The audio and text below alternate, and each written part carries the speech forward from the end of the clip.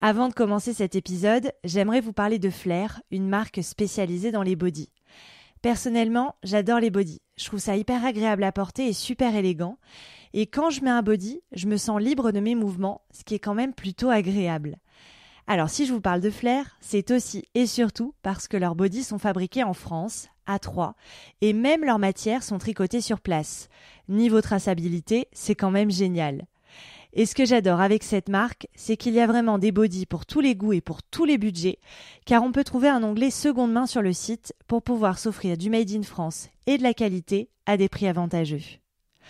Merci infiniment à Flair de soutenir Nouveau Modèle, et maintenant, place à l'épisode. Je crois que s'engager, c'est inspirer aussi les gens autour de nous, de leur dire que si toi, une personne lambda, peut finalement changer les choses à ton échelle, bien tout le monde est capable de le faire aussi. Qu'est-ce que je peux faire moi à mon petit niveau pour laisser un monde meilleur? Si on attend d'être parfait, on ne se lancera jamais, on ne commencera jamais. La clé essentielle du féminisme, c'est la notion de sororité. Ça sert à rien d'avoir 15 jeans dans son placard vu qu'on n'en porte que 2. Bien consommer aujourd'hui, c'est acheter des belles pièces et pouvoir les accessoiriser, les réinventer, les porter différemment. Vraiment savoir ce qu'on achète parce qu'on l'aime vraiment et qu'il est intemporel aussi. Bienvenue dans Nouveau Modèle, le podcast sur la mode responsable et engagée. Je suis Chloé Cohen et chaque mercredi, je donne la parole à des femmes qui font bouger les lignes de l'industrie textile. Parce qu'elles connaissent les impacts négatifs de cette industrie sur nos vies et sur l'environnement, ces femmes ont choisi de mettre en avant une mode plus humaine, plus durable, plus inclusive et moins polluante pour notre planète. Cette semaine, je reçois Maëva Fauré, la créatrice de Bold Shapes, un site commercialisant des marques grande taille haut de gamme. Au fur et à mesure des discussions que j'ai pu mener sur ce podcast, j'ai réalisé que c'était très difficile de trouver des vêtements grande taille et éco-responsables. Pourtant, près de la moitié des femmes en France font du 42 ou plus. Mais cette exclusion des femmes grosses dans la mode n'est pas surprenante et elle porte un nom, celui de la grossophobie. Pour vous donner un exemple, et d'après un article de Marie-Claire, seuls 19 mannequins grande taille ont foulé les podiums lors de la Fashion Week Automne-Hiver 2021, toutes capitales confondues. La mode efface les corps gros, et ce dès le stylisme et le patronage. Mais c'est aussi vrai dans la mode éthique. Et beaucoup de femmes qui ne font pas entre du 36 et du 40 sont obligées de se tourner vers la fast fashion. Avec Maëva, nous avons parlé de toutes ces problématiques, de son propre rapport au corps et de la série américaine This Is Us. Je vous souhaite une très belle écoute. Bonjour Maëva. Bonjour Chloé. Merci beaucoup d'avoir accepté de venir témoigner sur le podcast. Alors j'aimerais commencer l'épisode avec une citation de toi, c'est assez rare, je fais rarement ça, mais je la trouvais quand même assez intéressante pour finalement résumer un peu tout ce dont on va parler aujourd'hui. Donc sur ton site, tu dis en 2020, enfin en 2021, c'est pareil, hein, il n'est pas normal qu'une femme qui fasse plus d'un 44 ne puisse pas s'habiller avec des marques haut de gamme et éthiques. C'est vrai que c'est un constat assez dramatique. Pourquoi on en est là encore aujourd'hui, selon toi? Je pense qu'il y a deux vrais soucis. D'une part, un manque de visibilité des grandes tailles et donc des marques grande taille par extension dans les médias, notamment parce que il y a vraiment une sous-représentation des mannequins, des actrices, des présentatrices dans les médias français. Un peu plus du côté des anglophones. Et la deuxième chose, je pense que on manque aussi d'offres. Très clairement, on va avoir en France quasiment des milliers de marques de textiles qui, la plupart, s'arrêtent tout au 42, 44. Et on en a très peu qui, soit ont une offre inclusive et vont jusqu'au 48, 50 pour les plus téméraires, ou des marques carrément sur la grande taille. Et donc là, on va en avoir une quinzaine qui sont françaises. Et donc c'est peu par rapport aux marques qu'on appelle standard. Moi, j'appelle standard en tout cas. C'est vrai qu'il y a un gros souci, et puis d'accès aussi à des marques éco-responsables. Enfin voilà, il y a vraiment cet enjeu-là de se dire, parce que moi, pour en avoir discuté beaucoup avec certaines invitées, elles me disaient, moi je vais m'habiller dans la fast fashion en fait, parce que c'est là où je vais trouver des vêtements qui sont adaptés à ma morphologie. Mais c'est pas normal de se dire, alors qu'on aimerait mieux consommer, parce que on ne trouve pas la bonne taille, qu'on soit obligé de terminer en fast fashion, quoi. Je suis tout à fait d'accord. Il faut avoir une une démarche de recherche beaucoup plus intense que si t'es une taille 42 par exemple. Typiquement alors ça c'était avant le Covid, mais quand on va dans les rues faire du shopping entre copines, moi très clairement je n'arrive pas à trouver de fringues pour moi, et alors que je devrais. Par contre, si je veux trouver des fringues pour moi, alors soit ça va être de la fast fashion, ce qui est le plus simple, on va dire, à trouver, soit après c'est vraiment chercher un peu sur internet des marques un peu plus confidentielles, qui proposent une autre offre, qui sont pas forcément françaises évidemment, mais ça demande plus de recherche. C'est un parcours client qui est moins facilité, ça c'est clair. Ouais. Mais il y a une autre offre que la fast fashion. Oui, parce que c'est déjà pas évident de trouver des marques éco-responsables en vrai. Enfin, de plus en plus aujourd'hui, mais disons qu'il faut quand même aller faire l'effort d'aller trouver ces marques. Mais alors, en plus, si tu dois trouver des marques qui te permettent de t'habiller quand tu fais plus d'un 44, enfin, je veux dire, c'est quand même... Si tu dois compiler les deux, la grande taille plus l'éco-responsable, oui, là, tu vas passer quelques heures sur Internet, Tu vas les trouver, mais alors et puis tu vas les trouver. Elles n'auront pas forcément une très grande gamme, mais tu vas en trouver quand même. Ouais. De toute façon, on va y venir parce que toi, c'est aussi pour ça que tu as créé ton projet. Mais d'abord, j'aimerais qu'on rentre un petit peu dans des questions plus personnelles, peut-être pour apprendre à te connaître. Toi, comment a évolué ton propre rapport aux vêtements, à ton corps aussi, au fil des ans? Je trouve que c'est toujours intéressant de voir comment on appréhende la mode, comment tout ça a évolué chez toi. Moi déjà je suis pas une grande taille de base. Je faisais un 40-42 quand j'étais au collège. Et puis au fur et à mesure des années, j'ai pris du poids et je faisais pas forcément de sport et et puis ça m'allait. Et en fait, je me suis rendu compte de par un travail sur moi-même qu'il y avait une raison sous-jacente à ça qui faisait que je prenais du poids mais que je le perdais pas. Et puis c'est surtout que j'avais un rapport à mon corps qui était très compliqué. C'est-à-dire que moi j'avais beaucoup de mal à m'accepter, accepter mon ventre, accepter mes cuisses. Et voilà. Et après j'ai fait un travail, ça a duré 6-8 mois. Et ça m'a permis d'accepter mon corps et d'en être fière. Alors il y a toujours des moments où je suis pas contente de mon ventre et ça sera toujours le cas, mais ça je pense que c'est comme tout le monde. Mais maintenant je m'accepte telle que je suis et pour le coup j'ose plus, même si j'ai une garde-robe qui est quand même assez minimaliste, mais j'ose plus à mettre des robes, à mettre des shirts, etc. Ce qui n'était pas le cas avant. Mais c'est un processus à faire que je retrouve parfois dans d'autres clients de grande taille ou dans des amis qui ont un peu les mêmes histoires.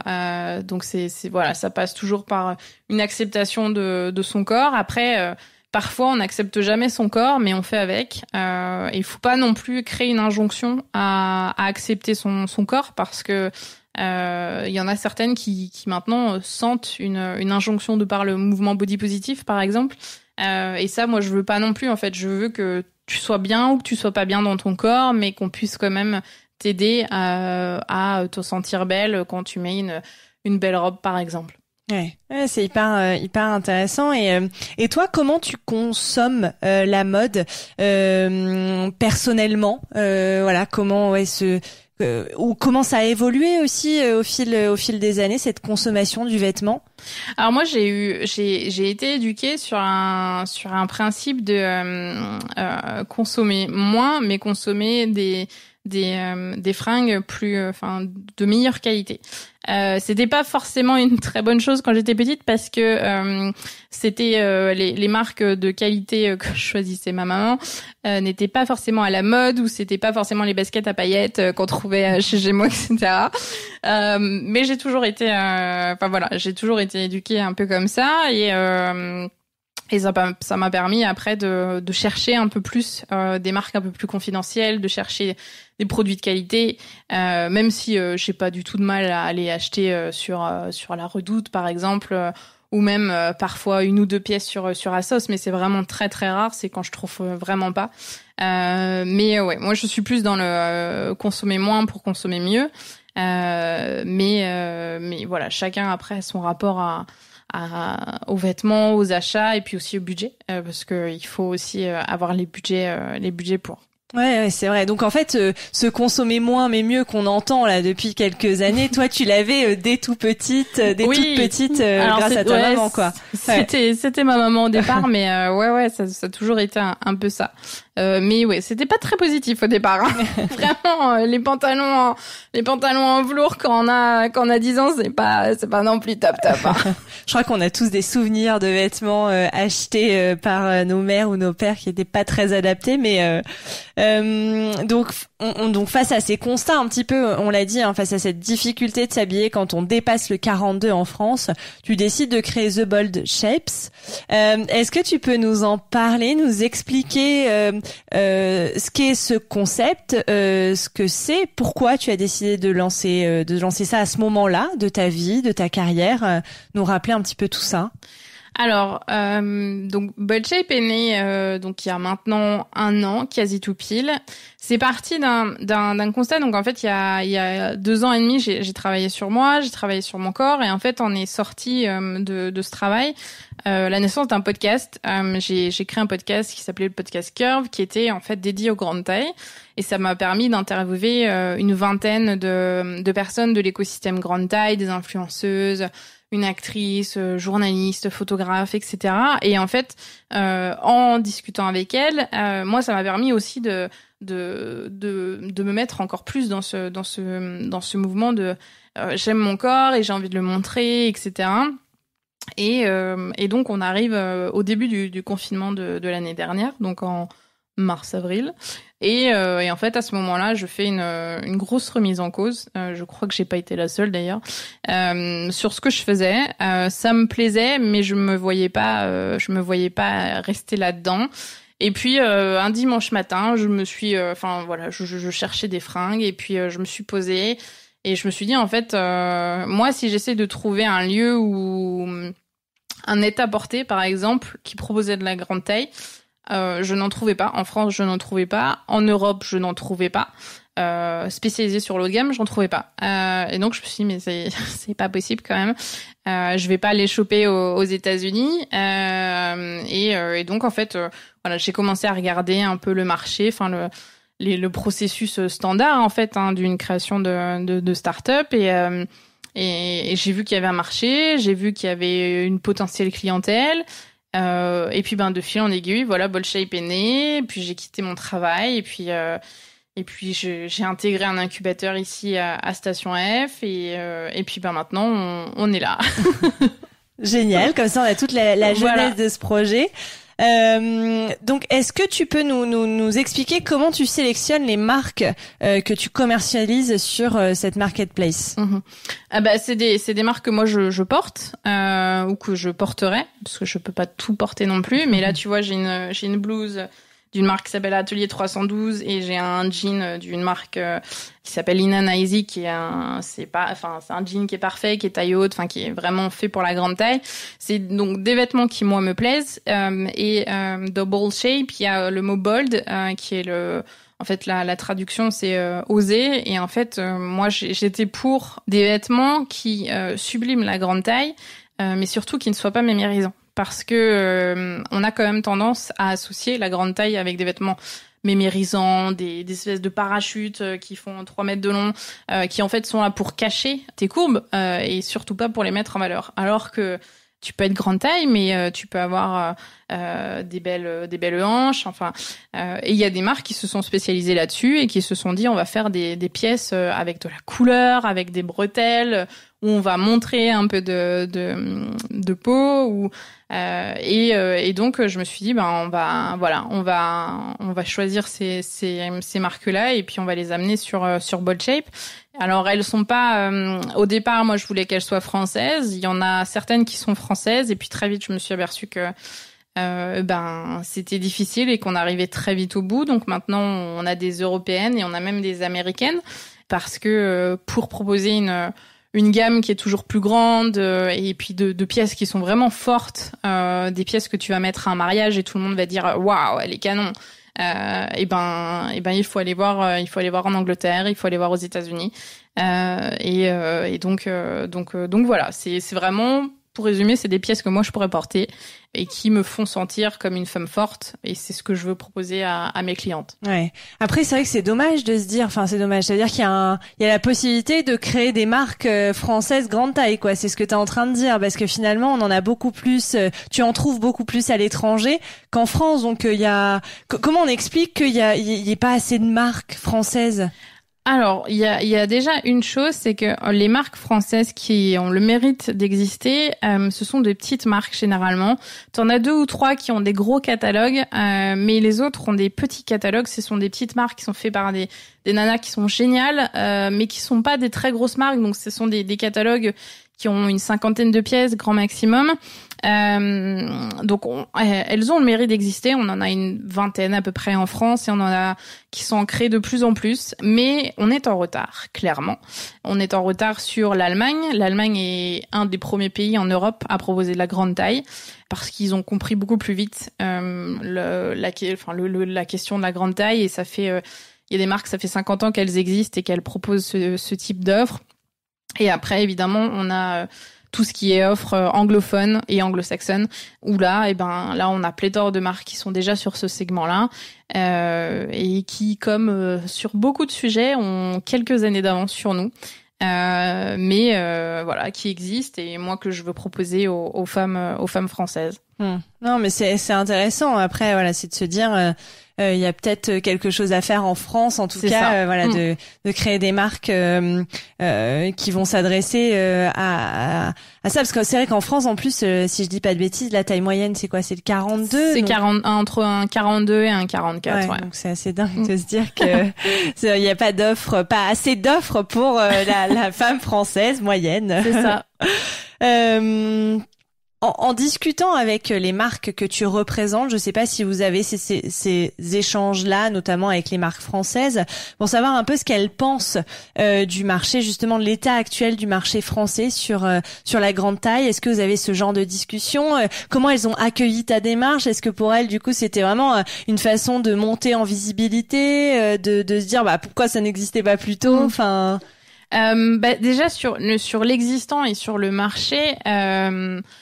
Elles voient qu'il y a un marché, elles ont de plus en plus de clientes. Je pense à une marque en particulier qui a un gros catalogue et qui sait bien travailler en fait tout ce qui est la problématique d'acquisition de nouvelles clientes, etc.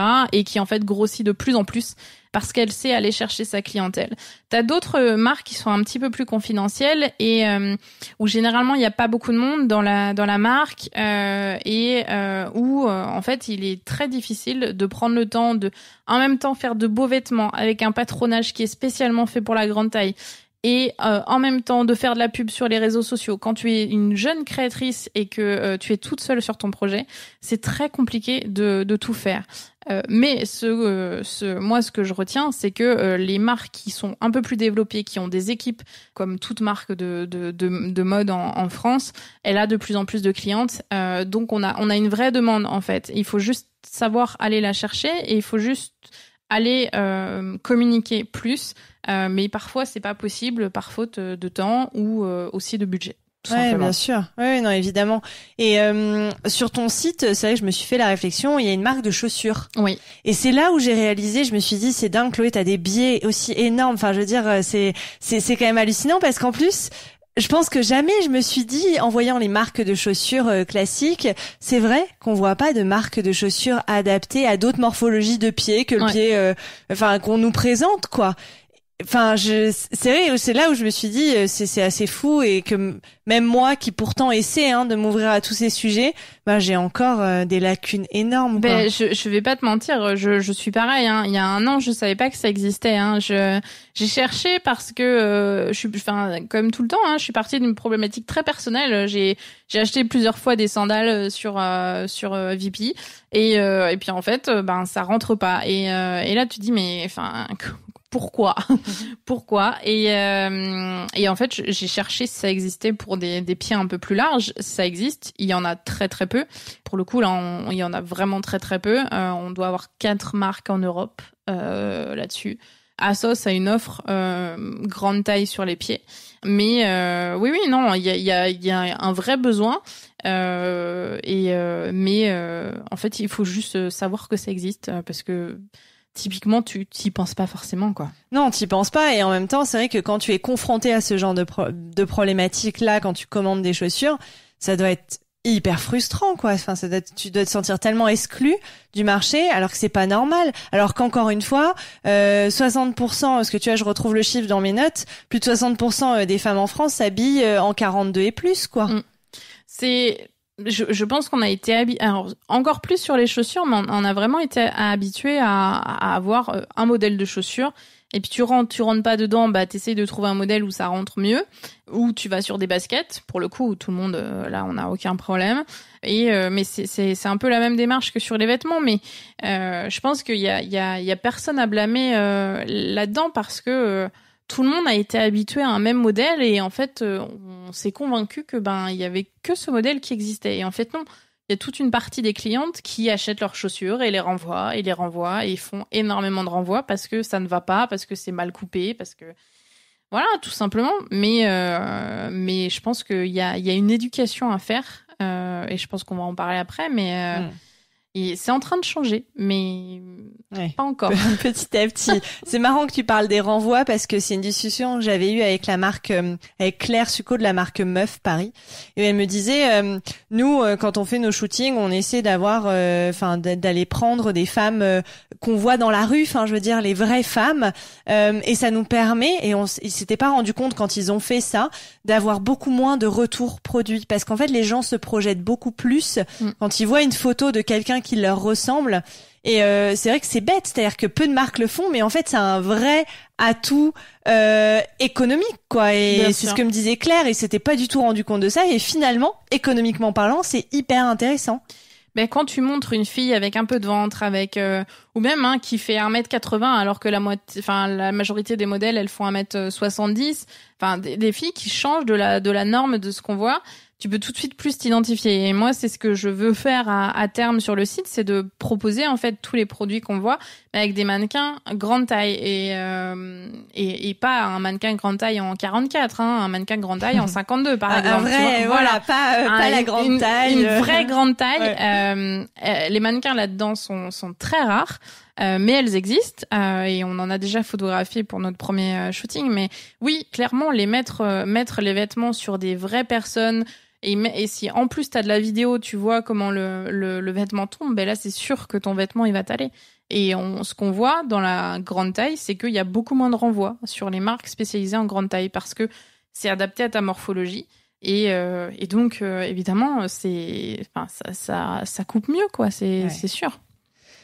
Et il y a aussi une autre problématique que je voulais évoquer avec toi, puisque là on a parlé un petit peu de la façon dont tu sélectionnes les marques, mais moi quand je suis allée regarder, il y a quand même beaucoup de marques qui ont, par exemple il y a Girlfriend Collective, ce genre de marques qui ont à cœur aussi d'avoir une démarche éco-responsable. Ouais. Par contre, dans la mode éthique en France, il y a un vrai gros sujet, et ça pour le coup on m'a souvent fait la remarque, et c'est vrai, peu de marques, presque pas de marques responsables dépassent le 42 en fait. Ouais. Alors, et là, il y a un vrai sujet aussi sur la mode éthique. Je pense qu'il faut y aller par étapes en fait. Il faut d'abord on est dans un moment où on voit de plus en plus de marques aller sur l'éco-responsable et c'est top. On voit de plus en plus de marques proposer une offre inclusive et c'est top. Je pense qu'il faut pas demander trop vite aux marques de proposer une offre éco-responsable qui soit grande taille parce que elles vont pas le faire, elles vont pas avoir les moyens de le faire. Je pense qu'il faut y aller petit à petit. On a de plus en plus de marques qui deviennent inclusives et si en plus elles sont éco-responsables, c'est génial. Mais déjà, élargissons la gamme, élargissons le nombre de marques proposant une offre inclusive. Et après, évidemment, nos clientes, elles sont tout aussi férues de Made in France, de marques éco-responsables, et donc elles seront encore plus contentes d'avoir ce type de produit. Mais je pense qu'il faut pas demander tout de suite à une marque de faire de l'éco-responsable et de l'inclusif. parce que elles pourront pas. En fait, c'est du patronage à modifier, c'est des tissus qui changent, c'est toute une démarche à repenser. Et je pense qu'il y en a beaucoup qui sont pas prêtes à le faire encore maintenant. Il y en a certaines qui existent. Il y a par exemple la marque de maillot de bain Maline Bodywear, qui est une vraie marque inclusive, qui propose vraiment des marques, des tailles, je sais plus jusqu'où ça va, mais qui a une vraie démarche et qui est très éco-responsable aussi dans son ADN. Mais c'est vrai que c'est très très rare.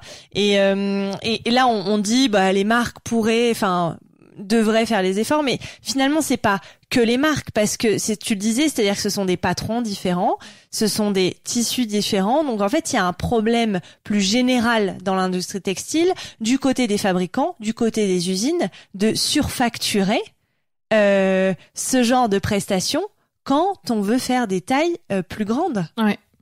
Il y a deux problèmes là-dedans, c'est que les créatrices et les créateurs de mode, généralement, passent par des écoles de mode où on leur apprend le patronage jusqu'au 42-44. Et je les blâme pas parce que on a tout le temps été habitué à ce que une marque de mode fasse du 34 au 44. Et donc ils sont un peu formatés. Donc déjà ça pourrait commencer par là en éduquant en fait les élèves de ces écoles en disant mais attendez, regardez, après le 44, vous avez 6 ou 7 tailles que vous pouvez rajouter derrière avec des patronages certes différents puisque t'as pas du tout la même morphologie quand tu fais un 42 que quand tu fais un 52, t'as beaucoup plus de hanches, t'as beaucoup plus de ventre, donc ce sont des patrons à adapter. Mais c'est tout à fait possible. Et puis après, il y a aussi le problème, du rajout de tissu qui coûte plus cher et tout ça. Ça, j'y crois moins parce que on ne fait pas un vêtement en grande taille sur un patron en 42 où on va rajouter 20 cm de tissu en plus. Donc pour moi, c'est vraiment deux productions différentes. Une production pour des tailles dites standards et une production pour la grande taille qui aura une morphologie différente. Mais c'est vrai que on se dit, alors certes, évidemment, quand on produit plus, ça coûte plus cher et tout, mais c'est vrai que c'est assez dramatique de se dire quand on veut faire de la grande taille en tant que marque, ça va nous coûter beaucoup plus cher, quoi. Moi, je trouve que là, il y a un vrai sujet. Enfin, c'est pas normal. Je trouve que les marques ou alors il faudrait, je sais pas comment on pourrait faire, j'ai pas du tout la solution, mais je trouve qu'il y a un vrai sujet de se dire puis l'image que ça renvoie, c'est-à-dire quoi, je fais une grande taille donc je coûte plus cher, c'est quand même hallucinant, quoi, je trouve, ce raisonnement. C'est un constat qui a été fait par plusieurs influenceuses. Il y a quelques mois, des comparatifs de prix où alors je dis n'importe quoi, je prends un produit au hasard, mais un slip de bain en 38 coûtait 10 € moins cher qu'un slip de bain en 44, et ça c'est pas possible. Mais encore une fois, c'est une histoire de sensibilisation, d'éducation, et là pour le coup c'est côté fabricant, et je pense qu'ils sont pas qu'il y a pas assez ils reçoivent pas assez de demandes déjà, donc évidemment les prix ne sont pas les mêmes. Et après je pense que s'il y avait plus de sensibilisation, plus d'éducation, il y aurait aussi sans doute un changement là-dessus.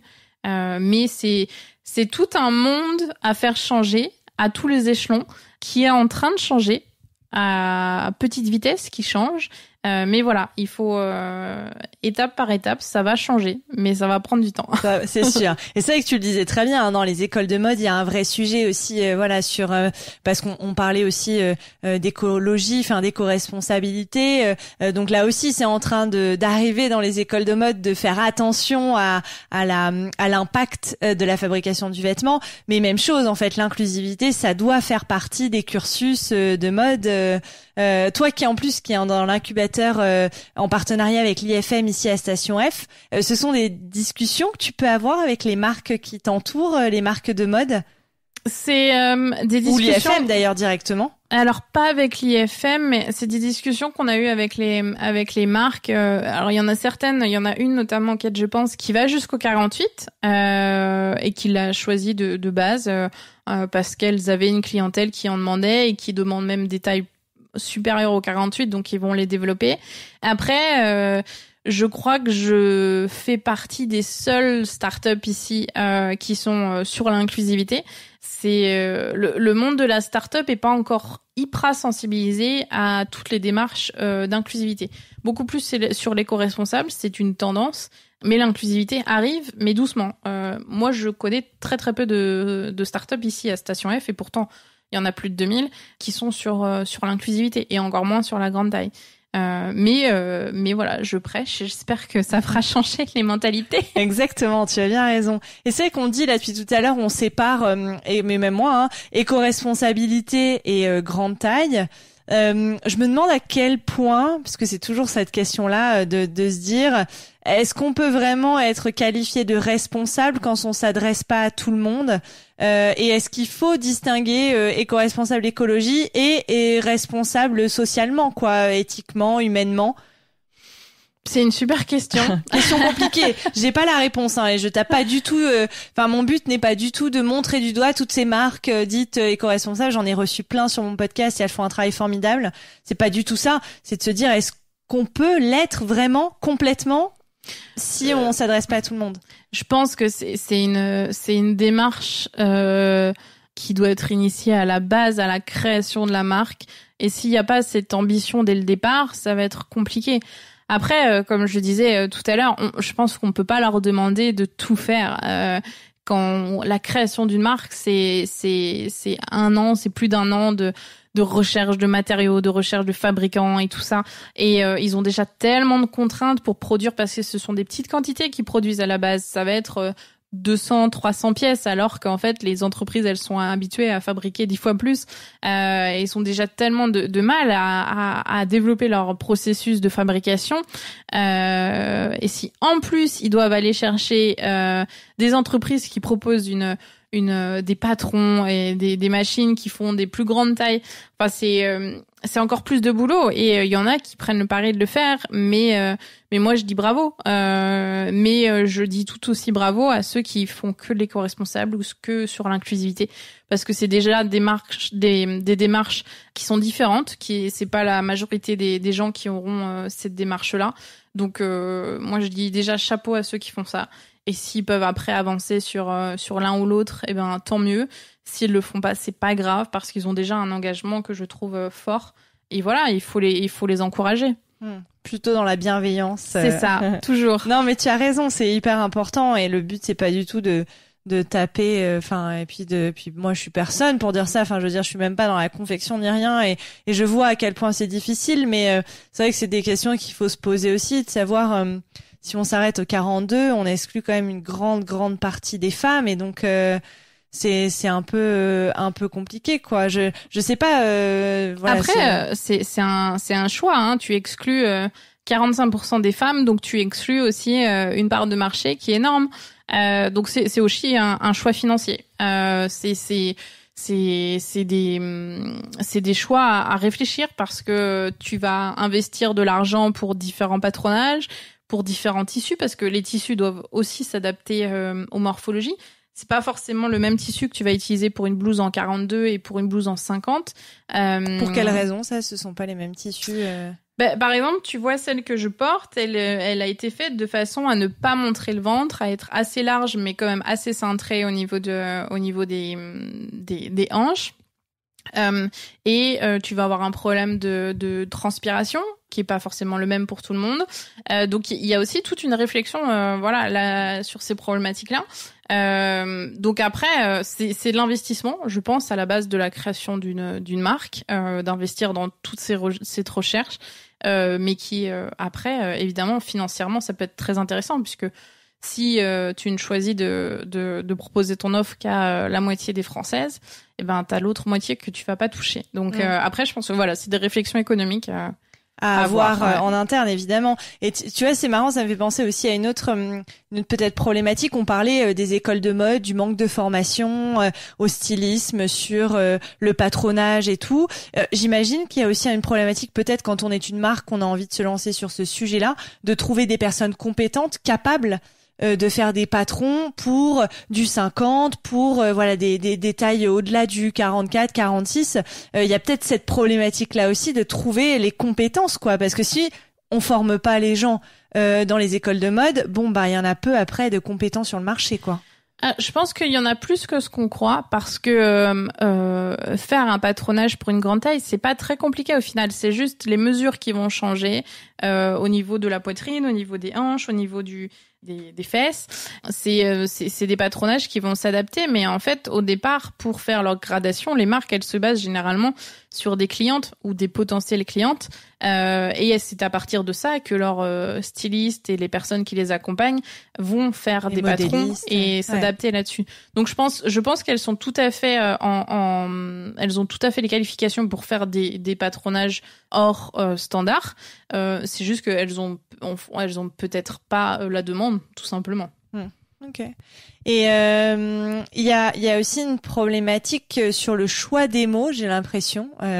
Quand on parle, d'ailleurs depuis le début, on dit grande taille. Toi aussi, tu utilises grande taille. Il y a le plus size qui fait je sais pas d'ailleurs pourquoi on utilise l'anglais, mais c'est un peu comme noir et black en fait. C'est exactement ça. On n'ose pas dire parce que c'est bizarre, mais bon, c'est voilà. C'est une vraie discussion qu'on a eu plusieurs fois avec des influenceuses que j'ai rencontrées. Personnellement, en fait, il y a différents sons de cloche. Personnellement, j'ai pas de mal à dire que je suis grosse parce que c'est un adjectif, c'est pas un mot méchant, c'est pas une tare d'être grosse, c'est juste je suis grosse, tout simplement. Après, ça a une connotation quand même négative. Donc moi, parfois je dis que je suis grosse, parfois je dis que je suis ronde. Le mot que j'utilise le plus souvent, c'est grande taille parce que c'est quand même un mot beaucoup plus généraliste. Et qui du point de vue marketing et aussi passe beaucoup mieux. Mais voilà, il y en a qui prendront ronde, il y en a qui prendront grosse. Le plus size, c'est beaucoup plus international. Oui, il y a ce phénomène aussi de se dire c'est un peu plus stylé, de dire que je suis plus size. Là, c'est vraiment une sensibilité personnelle et on peut pas du tout faire de généralité parce que il y a beaucoup de personnes qui ont beaucoup de mal à dire qu'elles sont grosses et je comprends tout à fait. Moi, il y a un an, je pouvais pas. Mais après, voilà, chacun choisit le mot qu'il a défini et si elles sont bien avec ce mot-là, c'est parfait. Mais ça, je suis assez d'accord avec toi sur le point de vue personnel, c'est-à-dire le mot que tu vas choisir pour te définir. Mais le problème, c'est les mots que choisissent la société pour te définir. C'est là où il y a un souci. Quand je faisais le comparatif plus size ou black, c'est parce que on dit pas noir par honte, parce que c'est je sais pas, il y a voilà ce côté un peu négatif, alors que c'est une discussion que j'avais eue avec une invitée récemment sur l'inclusivité de ce point de vue-là, des couleurs, des personnes racisées dans la mode. Mais là, c'est pareil de dire plus size plutôt que grande taille ou je sais pas, ou gros ou ce genre de choses. Il y a ce côté un peu probablement c'est mieux vu quoi, alors qu'en fait ça devrait pas être une honte quoi d'utiliser ces mots et c'est là où moi j'ai un problème, c'est quand la société décide pour toi que on doit t'appeler comme ça, parce que c'est Gaël Prudencieux qui me disait ça, qui disait moi je suis grosse et j'aimerais que la société n'ait plus de mal avec ce mot quoi. Je comprends tout à fait. Je suis tout à fait d'accord avec Gaëlle. Il y a aussi une problématique chez les grandes tailles. C'est que souvent, enfin il y a encore quelques années, encore même maintenant, mais le fait d'être grosse ou ronde ou avec des rondeurs, peu importe, c'était souvent associé à l'obésité. Il y a notamment une émission qui a fait scandale sur M6 il y a pas très longtemps. On aime bien aussi voir les grandes tailles sous le prisme du médical. C'est vrai, oui, parce que l'émission en l'occurrence c'était ça, c'était comment te faire perdre du poids parce que tu es malade en étant exactement, comme ça, pour ça. résumer. Et c'était surtout, moi je comprends tout à fait la démarche de vouloir perdre du poids, et pour ça du coup il y a des démarches qui existent, mais par contre qu'on te mette devant un miroir et qu'on te dise ma chérie tu vas être belle à partir d'aujourd'hui parce que tu vas perdre du poids, ça non, ça je suis pas d'accord. On peut être belle avec des rondeurs et en fait il y a rien, il y a pas de standard de beauté, il faut arrêter avec ça, et malheureusement cette émission elle a un côté grossophobe de par ces jugements là. Après les personnes qui font ce type d'opération, moi je dis bravo si elles se sentent après mieux dans leur corps, si elles sont épanouies, etc. Mais oui, on a tendance à voir la grande taille aussi sous ce prisme-là de l'obésité. Et puis, si on va un peu plus loin, sous le prisme de dire ils sont gros, c'est leur faute parce qu'ils mangent trop. C'est vrai. Donc là, il y a une vraie éducation à faire parce que la majorité des gens qui sont gros, ils l'ont pas choisi. Ça va être souvent, c'est des traumatismes. Ça va être des traumatismes familiaux. Ça peut être des maladies, parce que il y a plusieurs maladies qui font grossir, notamment le syndrome des kystes ovariens.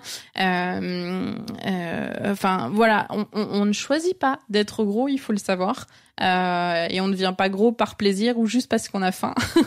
Il y a souvent, il y a très souvent des ces caricatures là. Ah oui, il y a très souvent des histoires et il faut juste aller chercher un peu plus loin. Voilà. Ouais, non, mais ça, je suis bien d'accord avec toi. Et d'une façon générale, moi, c'est mon impression, mais tu vas me dire si je me trompe, la mode reste quand même très grossophobe. Alors, on peut pas répondre oui ou non à cette question parce qu'elle est en changement. Après, il y a des marques qui vont être grossophobes. Si on regarde il y a 10 ans, il y avait des campagnes publicitaires qui étaient à gerber là-dessus. Mais je pense que maintenant, elles voient qu'elles n'ont plus le droit de donner cette injonction de dire t'es belle parce que tu fais une taille 48. Une taille 38, pardon. Je pense pas, enfin, je pense qu'il y a de la grossophobie. Après, de là à dire que la mode est grossophobe, non, je pense pas, parce que la mode, elle est quand même tellement diverse et variée que ça serait dommage de la catégoriser comme ça. Mais on a clairement après sur les défilés, les magazines de mode, il y a quand même je dirais pas que c'est la grossophobie, mais c'est juste qu'on est resté dans un stéréotype de la Parisienne qui fait une taille 36 et qui se réveille, qui est toute fraîche. Excusez-moi, mais la Parisienne, elle n'est pas en 38, elle est en 42 elle se réveille, elle est pas toute fraîche. Et voilà, mais comme nous tous.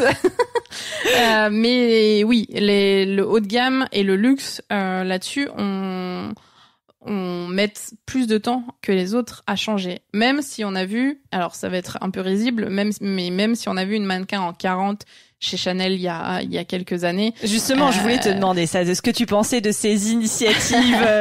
Alors moi, je trouve que l'initiative est bien. Après, elle est rigolote de fait de dire que c'est une offre inclusive, parce que clairement, un 40, ce n'est pas une grande taille.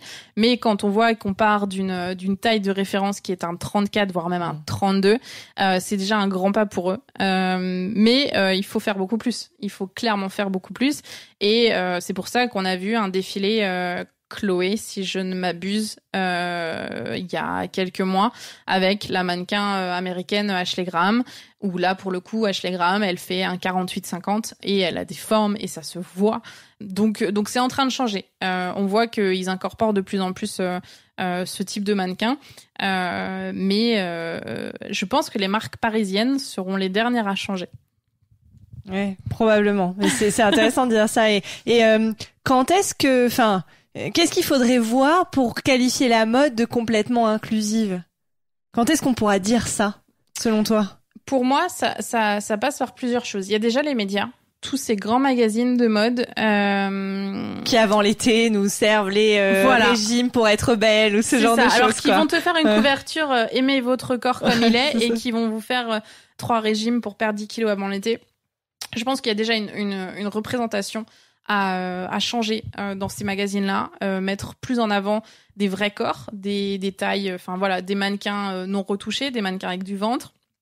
Pas forcément une taille 50, mais déjà une taille 42-44, ça serait déjà pas mal. Ça serait un bon début. Je pense que ça passerait par ces magazines-là, parce que moi, clairement, je m'identifie pas quand je lis un Vogue, par exemple, et pourtant j'adore lire un Vogue parce que c'est très beau, esthétiquement parlant, mais je m'identifie pas à la mannequin qui fait un 32, en pleine page. Donc il y a cette médiatisation qui doit changer. Il y a aussi la télé, ça passe aussi par la télé, plus de représentation dans les animatrices, dans les actrices. Mine de rien, quand on se voit pas dans une série, c'est difficile de se dire qu'on est 40%, 45% de la population française à être plus d'un 42. Il y a une bonne série là-dessus qui s'appelle This Is Us, que je suis persuadée que tout le monde connaît ici. Moi, je connais, qui est très bien. Qui est génial.